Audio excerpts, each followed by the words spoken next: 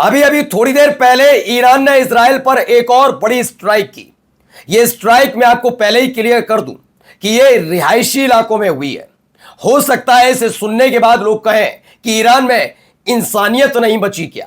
तो सवाल बस मेरा यही है कि क्या इंसानियत इजराइल और अमेरिका में थी जब स्कूल, यूनिवर्सिटीज और ईरान के आम नागरिकों को निशाना बना रहे थे? अगर आपको ईरान की इस हरकत पर इंसानियत ढूंढनी है तो कृपया कर इस वीडियो को न देखें, क्योंकि आगे जो मैं आपको दिखाऊंगा उसके बाद हालत खराब होगी।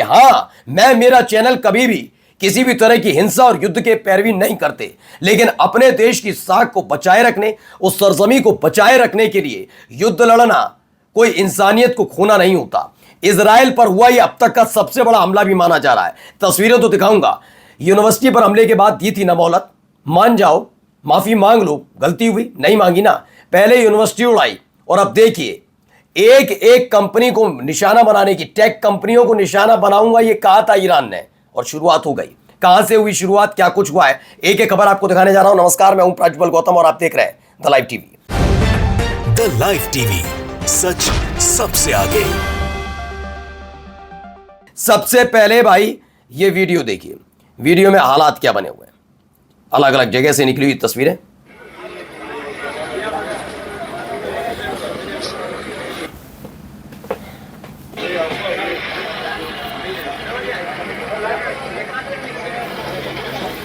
सिर्फ अफरा तफरी का आलम है और ये रिहायशी इलाके हैं, ये क्लियर है। ये छिपाने वाली बात नहीं कि नहीं नहीं ईरान तो केवल इजराइल के मिलिट्री ठिकानों पर हमला कर रहा ना, जैसे को तैसा माना जाएगा। अच्छा, किसने पहले हमला किया? इजराइल, अमेरिका ने। मंशा क्या थी इनकी? क्या थी मंशा? ईरान पर कब्जा करने की। अमेरिका को चाहिए तेल और इजराइल को अपना दबदबा बढ़ाना है, ग्रेटर इजराइल भी तो बनाना है। कह तो दिया अभी नेतन्याहू ने, आपके चैनल ने खुलासा कर दिया, उसका बयान दिखा दिया। तो ये हमले जायज क्यों ना ठहराए जाए? बस जहां जहां से बैठकर आप मेरे ये वीडियो देख रहे हैं, बस इतना जरूर बता दीजिएगा, अगर इंसानियत की ज्यादा ही पैरवी करने की मूड हो किसी का वैसे तो मेरे ज्यादा भाई बहन समझते हैं हम सटीक और सही खबर दिखाते हैं, इधर उधर की नहीं, लेकिन अगर ज्यादा ही मन कर रहा हो कि इंसानियत का पाठ पढ़ाना हो ईरान को, तो बस इतना ध्यान में रखिए, जब आपके देश पर हमला हो और उसके जवाब में आपके देश की तरफ से उस दुश्मन देश पर हमला किया जाएगा, तो नैतिकता का पाठ, इंसानियत का पाठ आप अपने देश या अपनी सरकार को सिखा पाओगे? नहीं ना। तो ईरान को क्यों? आइए खबर क्या है। इजराइल पर ईरान का बैलिस्टिक मिसाइल हमला, तेल अवीव सहित कई इलाकों में डैमेज, हमले से दर्जन भर से ज्यादा लोग इंजर्ड हुए। ईरान ने करीब 21 घंटे के अंतराल के बाद फिर से इजराइल पर बैलिस्टिक मिसाइल हमला किया, जिसमें सेंट्रल इजराइल में कई लोग घायल हो गए। मेडिकल एजेंसी एमडीए के मुताबिक 11 साल की एक बच्ची की हालत गंभीर है, जिसे छर्रे यानी कि शार्प नेल लगे हैं। इसके अलावा 36 वर्षीय महिला और 13 साल का एक लड़का भी घायल हुआ है। बताया जा रहा है कि मिसाइल में क्लस्टर बम वॉरहेड था, जिससे बड़े इलाके में छोटे छोटे विस्फोट फैले। कुल 11 अन्य लोगों को मामूली चोटों के साथ उनका इलाज किया जा रहा है। ये तो सोचना है ना इजराइल की जनता को, किस सनकी को उन्होंने चुना। ईरान पर पहला अटैक आप करें, लेबनान के साथ सीज फायर होने के बाद अटैक करते रहे, गजा पर लगातार हमास के नाम पर वहां के बच्चे, बूढ़े, गर्भवती महिलाओं को बख्शे नहीं, खाने पीने के वादे कराएं। जब आपका ऐसा हश्र हो तो इंसानियत सिखाओ ना। इंसानियत है क्या? तो सिखाओ ना नेतन्याहू के घर में घुसकर, बताओ नेतन्याहू को जाकर इंसानियत क्या होती है। इसमें इजरायलियों की गलती नहीं मानता मैं, पूरी तरीके से खुल के कह रहा हूं, यह आपके राष्ट्र प्रमुख की गलती होगी। अब देखिए क्या है। बहरीन ने भी कंफर्म कर दिया, Iran hit Amazon AWS building. It has been confirmed that the headquarters of Bahrain's largest telecommunication company, Betelco, which also houses Amazon's servers, has been targeted and rendered inoperable. ये थोड़ी देर पहले ही Iran का ऐलान था, हम आपकी टेक कंपनियों को निशाना बनाएंगे। ट्रंप इस बात की सहजता को और पूरी तरह स्वीकार भी करते हैं कि हाँ, ईरान जो कह रहा है कर भी देगा, लेकिन धमकी कैसे ना दें। धमकी दे रहे थे और देख लीजिए, हो गया हालत खराब। अमेजन की इस पूरा का पूरा सिस्टम जहां पर लगा हुआ था उसे उड़ा दिया। अब एक और ऐलान किया गया है, क्या है? अब हम गूगल, एप्पल, IBM, टेस्ला सहित 18 कंपनियों को निशाना बनाएंगे। ये IRGC का दावा है। एक के बाद एक जगह हमला करने का ऐलान किया जा रहा है। वहीं इजराइल के हालात तो आप जानते हैं, नहीं समझ पाए अभी तो देखिए दोबारा से वीडियो एक और।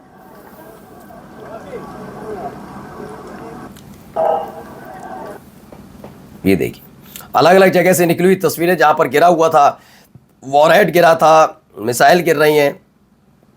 एक और वीडियो देखिए इसी से रिलेटेड, इमारत के ऊपर से उठता हुआ धुआं।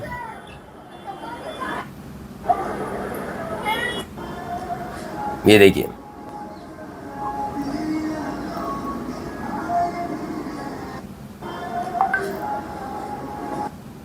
तो ईरान की 88वीं वेव है। इजराइल में हालात आपके सामने, वहां चीख पुकार ही मच रही है।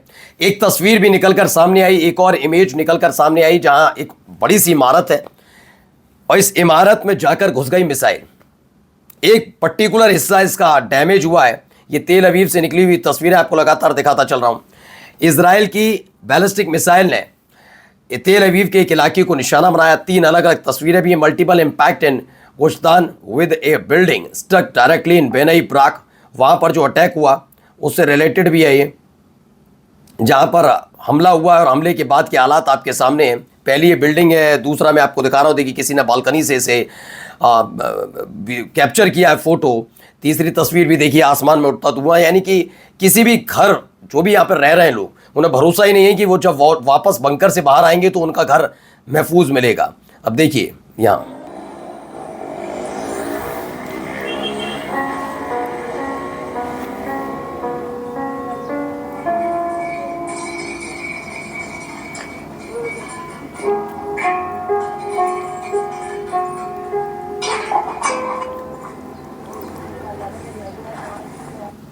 तो ये तस्वीरें भी निकलकर सामने आई हैं जिस तरह के हमले हुए उसके बाद।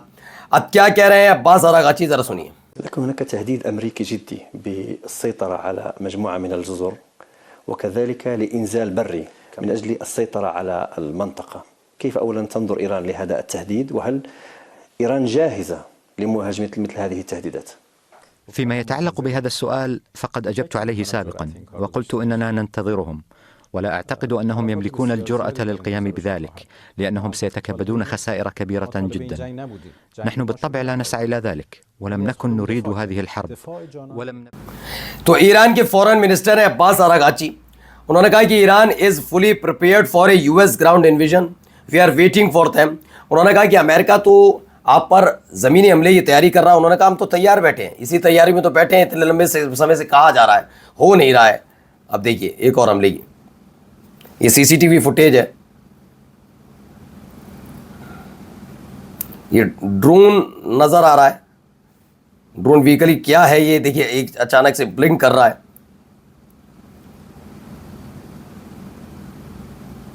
देखिए इसमें तस्वीर में है, बहुत लोग इसमें घायल हुए हैं। ये एक हवाई अड्डा टाइप का लग रहा है जहां पर हेलीकॉप्टर लैंड करता है। Multiple hospital vehicle seen in Haifa transporting dead and bounded Israeli soldier after battle in southern Lebanon. दक्षिणी लेबनान में लड़ते हुए, जबकि मनाही थी कि किसी भी तरह की तस्वीर निकलकर सामने नहीं आनी चाहिए, ना तस्वीर ना वीडियो।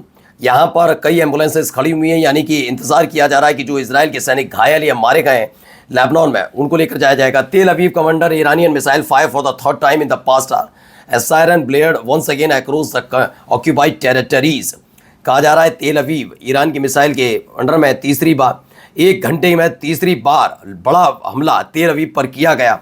और ये वो इलाके हैं जहाँ लगातार सायरन बज रहे हैं।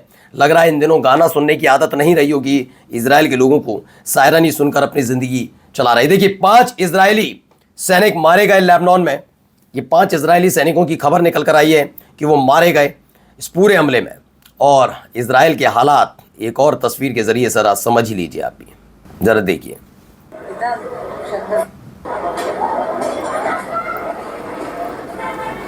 तो उत्तरी इजराइल में ईरान की मिसाइल जाकर गिरती है, एक और घर तबाह। नमस्कार।